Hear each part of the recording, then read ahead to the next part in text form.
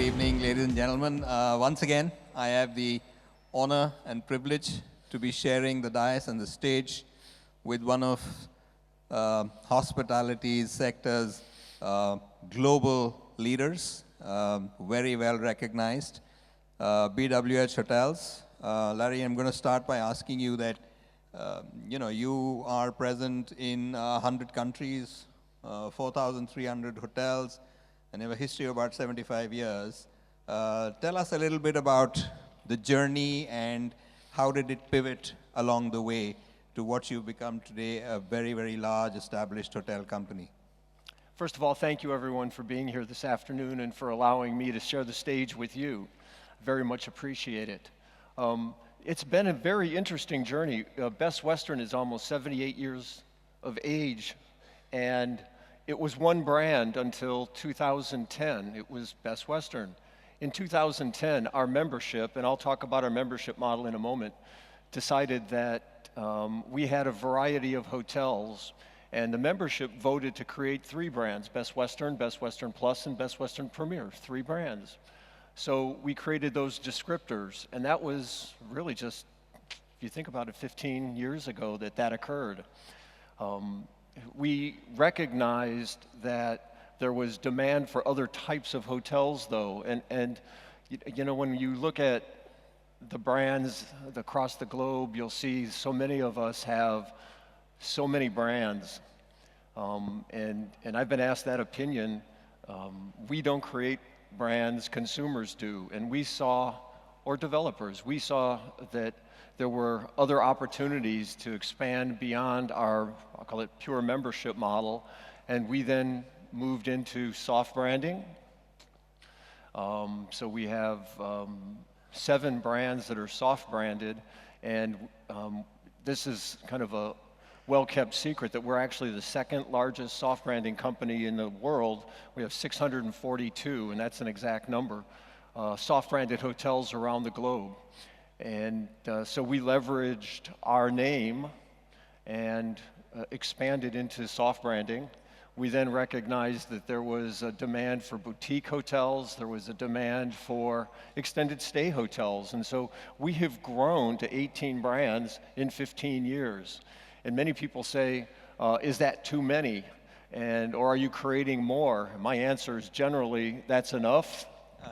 But it's been an interesting journey the past 15 years as we've grown so that we can meet the needs of consumers, guests for whatever type of stay they desire, and developers. And so for those who are developers here this afternoon, please always keep in mind that we have the brand that probably meets your needs wherever you believe a hotel should be built or converted to.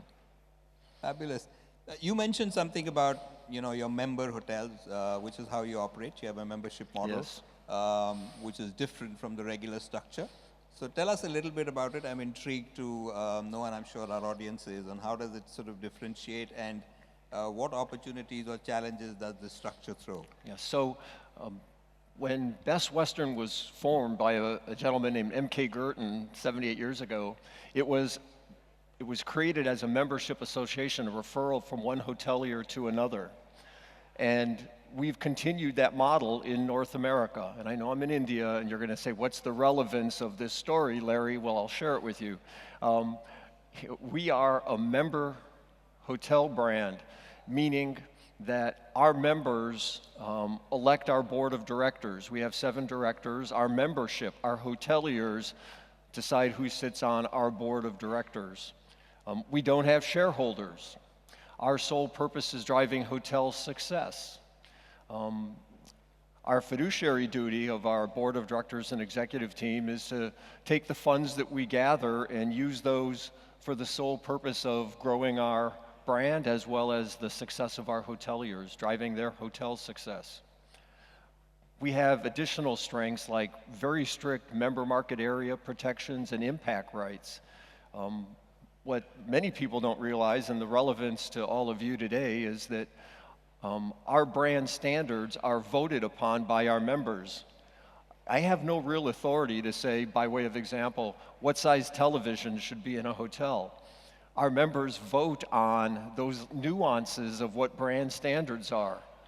So the relevance to all of you, quite honestly, is that we cannot impose a brand standard internationally per our contracts that our members have not adopted in North America. So, long story short, the brand standards that we impose globally are all really voted upon by hoteliers, which I think is terrific because they're the operators, they know what's best, and they know what type of ROI there will be as well with regard to those investments in their hotels. And does this also throw any challenges in the way that this operates? It does. By way of example, and I've talked to a couple of people, and they couldn't believe when I said this. Our board of directors meets every month for 3 or 4 days, that model really can, I'll call it, be a challenge in terms of execution on occasion. But what I have found is that timing has actually ensured that our decisions are well thought and have the input of our owner-operators. And something else I'll point out, of my 7 directors, 4 of them would have ties to India. I have Victor Patel, Raj Patel, Mahood Merchant, and how can I forget Santosh Kanji. The majority of my directors are, I'll call it, historically Indian-based, have either grown up here or are first-generation Indian. And so, again, the relevance here is we understand the culture and we understand the importance of India for our future growth. And I'm not surprised, the largest inventory of hotel rooms in the US is held by Indians and Asians, so I'm sure that you have a lot of Indian origin people on your board as well. But let's talk a little bit about India. In India, you work through a master franchise with Sorrel Hospitality. Yes. And you've also announced the launch of World Hotels in this part of the world. So let's talk a little bit about the model that you're following in India on your master franchise and a little bit on the World Hotels. Well, we're very excited about the future of India, and that's really what the past day and a half has been about the potential future of India, which is tremendously bright. We're very, very proud that we have a great partner in Sorrel Hospitality, and they've done a terrific job. And I know you may ask me a question about growth in India. I think what they've done a terrific job is, and my hat's off to Ranjan and Atul and his team, is that they have focused on quality over quantity. Correct. And I think that kind of ties back to our model in being a membership model. Our focus is on the success of hotels. And I think that if you're going to build a brand, which we're going to do it right by having hotels that we're proud of. And India has that absolute opportunity that we look to leverage. Right. Yeah. You spoke about being one of the largest owners of soft brand hotels. And while I think all the larger hotel companies are also now looking at soft brands fairly actively for getting more flexibility, but how do you sort of preserve the individuality of these hotels, considering that they're part of a larger global entity? So we're very selective with regard to soft-branded properties. We don't believe that they necessarily need property improvement plans when they come in. So we try to choose quality hotels that we know we'll be proud of in our family. Because they're soft-branded hotels, that means the branding requirements are de minimis. And so not having those strict branding standards, you still have to make sure that they are representative of the brand that you want to be. And so I think it's tremendously important that we recognize their individuality. And by the way, that's a terrific fit for us. All of our hotels are independently owned and operated. Some want to be hard branded, some don't want to be hard branded, but we recognize their individuality, and they fit very well with regard to our DNA as a membership association who wants to be recognized as a part of our platform, our loyalty program, our technology platform, sales, marketing, all those things help them in the long run, but they still maintain their individuality as long as they're running great hotels that exceed guest expectations. That's the requirement. Yeah, absolutely. Larry, you've been here yesterday and you've been here the full day today, and you've been listening to the various deliberations that have taken place, various sessions. I've seen you scribbling notes on stuff that you may have picked up. I'm intrigued and interested to find out if there have been something interesting that you noted, or if there's been some great, some learnings, or something that you're taking away from the conference when you go back to Phoenix. So first of all, you know, this is just an impromptu discussion, or maybe not. I mean, I knew the questions in advance, I admit it. So I had my notes of what I wanted to talk about, but at the same time, I've really been fortunate to listen to all the guest speakers.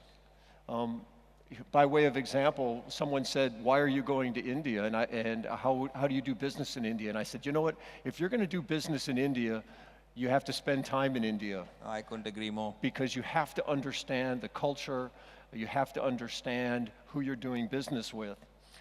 So I had my notes, and one of those questions I thought you were going to ask me, that we kind of skipped over, was, how do you decide where to develop internationally? Right. Okay.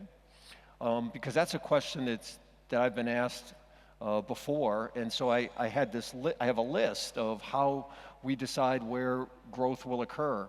And so one of the presentations this morning was very interesting to me. It was the presenter from Morgan Stanley. Right. And he talked about, at a kind of a high level, why India will be successful on a go-forward basis with regard to hospitality. And you may remember there are three things. Who remembers the three things? I could quiz you. Do you want me to quiz you? No, I'm not going to quiz you. The first one was, India has a lot of people. Right. Okay, they're going to travel. So that was the first one. The second one was dramatic social change, and you are undergoing that right now. And the third one was macro stability. Those were his three. And so I actually, when I jotted those down, I did a compare and contrast to my list. And it's amazing how they're tied together, but I have a little bit, I'll call it more tactical analysis as well.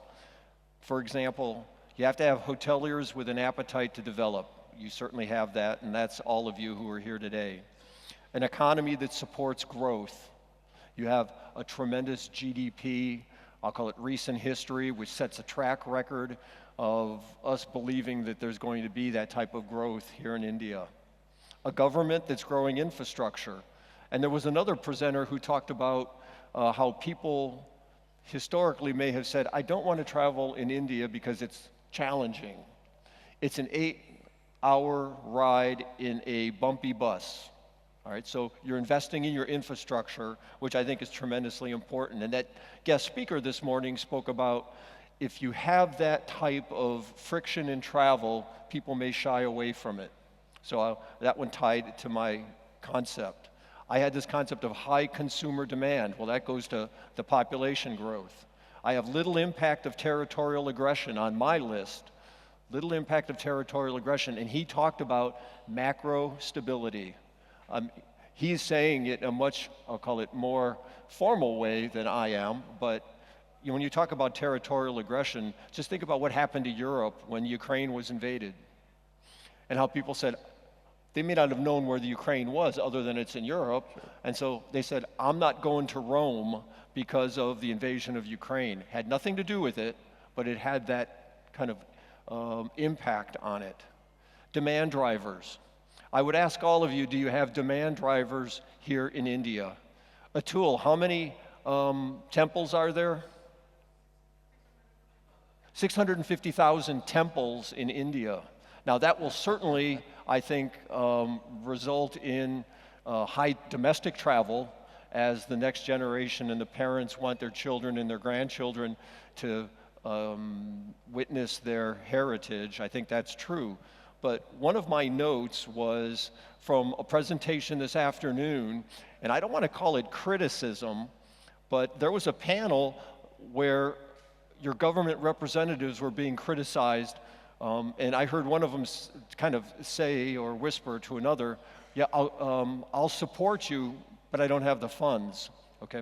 You have to have funds to do it, but here's my note, or my takeaway from that presentation was that, well, take a learning from the United States. The government never really promoted inbound travel, so we formed the USTA, U.S. Travel Association. Their sole job is marketing inbound travel and working with the government to ensure, by way of example, that visas are are easily obtained, and there's not a hassle at the airport when you come in, and making sure airlines could operate efficiently. And so we didn't look to the government to reduce, or I'll call it market, inbound travel to the United States. You are hoteliers. It's, I think, something you could do, which is get together. I'm not sure what type of an association you have, or if you can, but market yourselves internationally. By way of a quick story, when someone asked me where I was going, and I said India, the reaction was, that's so far away. Right. You have to market yourself that it's easy to get to, that you have airlines that travel in, and develop that foreign tourism, because I think it's tremendous. Yes, you will have domestic travel, but someone else this afternoon talked about, or asked the question, it was a gentleman over here, asked the question of, and they never answered it, what are you doing to entice CEOs to come visit India? Because that's who's going to bring inbound business travel to you. The CEOs have to know it's not difficult. Right. And there was also testimony on stage about how you are now exporting more service than goods. Yes. Right? That was mentioned. You will get even more of that because of your labor market if you drag CEOs of foreign corporations into India. So let me ask you, Larry, on that very point of the India as a destination. When you had to come to India, how was your experience in getting the visa and in the flight that you took and for you to get here? The e-visa is tremendously easy now. I love it, and it's not that expensive. So that first step was really good. This is not my first trip to India. I've been here on other occasions, and by the way, I think you are such a hospitable, gracious country that I don't know why anybody wouldn't want to travel here. But you have to flip that perception, ladies and gentlemen, because if you don't, you won't have the inbound that you're entitled to. Right. You have those demand drivers. Yeah. Larry, you are a lawyer by education. I am. And a military man by your early profession, right? Interesting combination, and you spent your initial years in the military. How does that military background, married with your education as a lawyer, work in your leadership style? So I went to West Point, the military academy, as an undergraduate and got my degree in engineering. So I was taught to think logically, mathematically. Data is important. You have to be analytical. And then the West Point part of that, though, was about leadership and leading by example, and attention to detail. And you can see my shoes are shined. Yes. It's those little things that make a difference. And so I learned about leadership by example. Then I was also an athlete when I was at West Point. I played basketball. And I learned about shared responsibility and teamwork. And so it's interesting where along the way your leadership style evolves. And then I was very fortunate to go to Notre Dame for law school. And I then spent 20 years in the military as a lawyer, a judge advocate. And I learned how important it is, I think, to be fair and reasonable with people. One of the reasons I chose Notre Dame was, I'll call it the religious background or ties associated with it, where you're taught to be a good, fair lawyer, not a lawyer who tries to take advantage of people. And I try to weave that into how I deal with people and those that I do business with. So it's been a very interesting road, and it's amazing how I'm sure all of you have your stories and how it's the tapestry of your life and the threads that go through it that lead you to be who you are today. Wonderful. We're almost out of time, but I'm going to ask you, how much do you travel in a month or in a week? About half the time I travel. So about 15 days a month? At least. At least. And that's pretty severe, okay? And just when you travel a long distance and you check into a hotel, what's your go-to room service order for dinner? Interestingly, I don't believe in room service. I never really, I don't think, order room service. I like interacting with people, not hiding in my room and having a meal served to me. So I like going out and going to the restaurants and experiencing the local culture. And you don't get that by sitting in a hotel room. I think the beauty of my travel is that wherever I go, I can experience a new food type, a food culture, and enjoy it and immerse myself in that community. Because again, that's how you have to think when you're a global hotel company. You have to understand where you're doing business, what's important to people, and the flavors of their life, quite honestly. And so I can boast that I actually love Indian cuisine. I was going to ask you, have you tried Indian cuisine? What's your sort of favorite food? Well, I am not vegetarian, so I tend to go to the chicken dishes, quite honestly. But the spices, the other thing I find interesting in India, and it was last night, and kudos to the hotel that hosted last night's dinner, and you and the conference organizers, because you had stations that had all of the different cuisines across India. And my wife asked me when I talked to her on the phone last night, how is that? And I said, well, it's interesting because it's not necessarily the people themselves, but I believe it's the spices that are grown in those regions based upon climate and soil and what grows in that area. And that's really, to me, it was very interesting to see I'll call it the ties to the region across India. So there is no such thing as Indian cuisine. There are so many diverse Indian cuisines. It's amazing.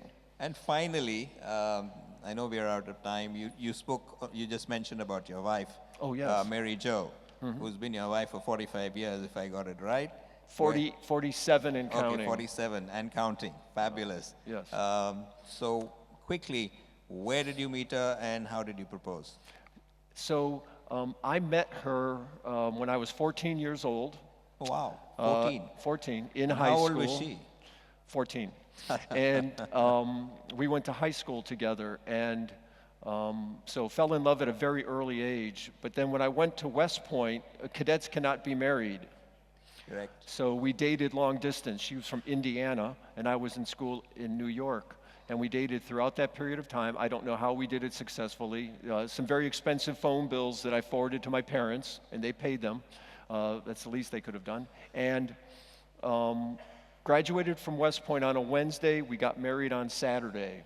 Wow. At really the first opportunity. And then she's been so supportive all my life. Moved every time I moved.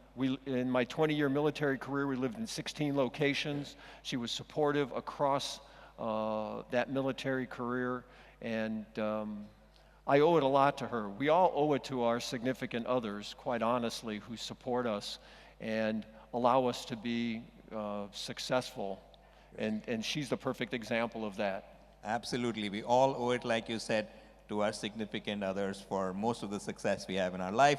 On that note, ladies and gentlemen, Larry Cuculic, CEO, BWH Hotels. And Larry, I am so delighted and grateful for you traveling all the way to be here with us at Hope 2025. And I look forward to seeing you again in subsequent editions. Thank you very, very much. It's my pleasure. Thank you. Thank you, everyone.